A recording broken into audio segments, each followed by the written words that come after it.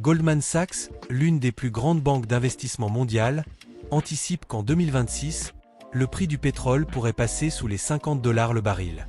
Cette prévision, loin d'être théorique, pourrait avoir un impact majeur au Maghreb, où le pétrole façonne l'économie, la stabilité politique et la vie quotidienne. Dans cette région, l'or noir est bien plus qu'une simple marchandise. Il structure l'État, finance les politiques publiques et conditionne la prospérité comme les tensions sociales. Alors, un baril à $50, menace ou opportunité inédite. Avant de plonger dans le cœur du sujet, permettez-moi une petite seconde. Si ce type de contenu vous intéresse, n'oubliez pas de vous abonner à la chaîne, de liker cette vidéo et surtout de la partager autour de vous. Ça ne vous coûte rien, mais pour nous, ça change tout et ça nous motive à continuer à vous proposer des analyses détaillées sur le Maghreb et son avenir. La dépendance au pétrole varie fortement au Maghreb. En Algérie, plus de 90% des exportations et 60% du budget de l'État proviennent des hydrocarbures. En Libye, cette dépendance est encore plus marquée, rendant l'économie extrêmement vulnérable.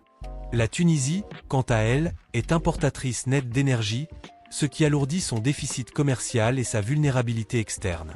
Le Maroc fait figure d'exception. Également importateur, il mène une politique résolue de diversification énergétique. L'histoire récente l'a montré. Lors de la crise de 2014, l'effondrement du baril a eu des conséquences immédiates sur l'ensemble de la région, démontrant que pour tous, le pétrole reste une source de fragilité, même lorsqu'il est absent des sous-sols.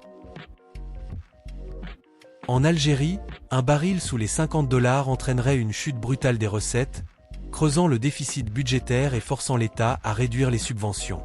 Le dinar subirait une forte pression, favorisant la spéculation sur le marché noir des devises et une augmentation des prix à la consommation, avec, en toile de fond, un risque de tension sociale liée à l'emploi et au pouvoir d'achat. Mais cette contrainte pourrait aussi pousser l'État à accélérer la diversification économique. Le potentiel solaire algérien est immense et n'attend qu'à être exploité. Pour l'Algérie, un baril à $50 n'est pas qu'un simple chiffre. C'est un test de survie économique. En Libye, la dépendance absolue au pétrole place le pays dans une situation extrêmement vulnérable.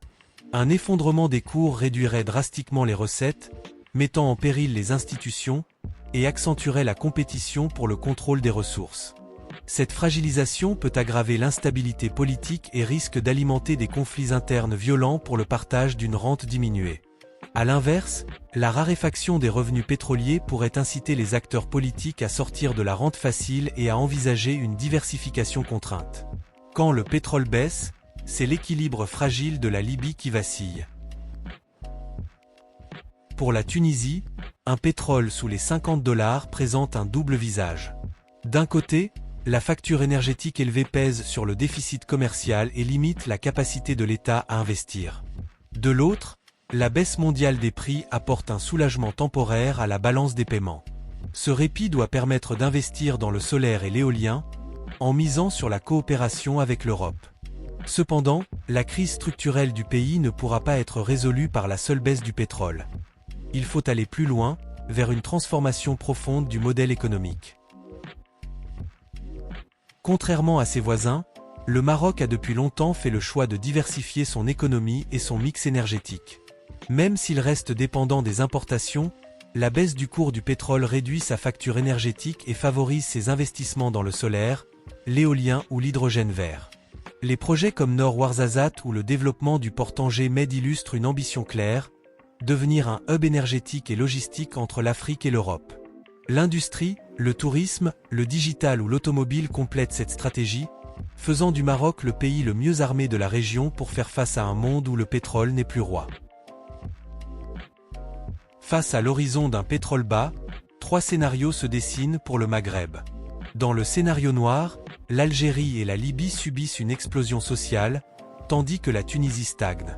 Le scénario réaliste verrait une adaptation progressive, menée essentiellement par le Maroc, alors que les autres pays peinent à suivre le rythme. Enfin, un scénario lumineux est possible, une coopération régionale poussée, une interconnexion des réseaux énergétiques et la création d'un hub vert pour l'Europe. C'est à la région de choisir, subir l'effondrement du baril, ou inventer son avenir. Le pétrole reste à la fois une chance et un piège pour le Maghreb. Aujourd'hui, la région doit choisir sa voie. Subir la crise ou saisir l'opportunité de transformer ses modèles économiques. Le Maroc a d'ores et déjà tracé sa route, misant sur les énergies renouvelables, l'industrie et l'innovation, portée par une jeunesse dynamique. L'avenir du Maghreb dépendra de la capacité de chaque pays à réinventer son rapport à l'énergie et à l'avenir.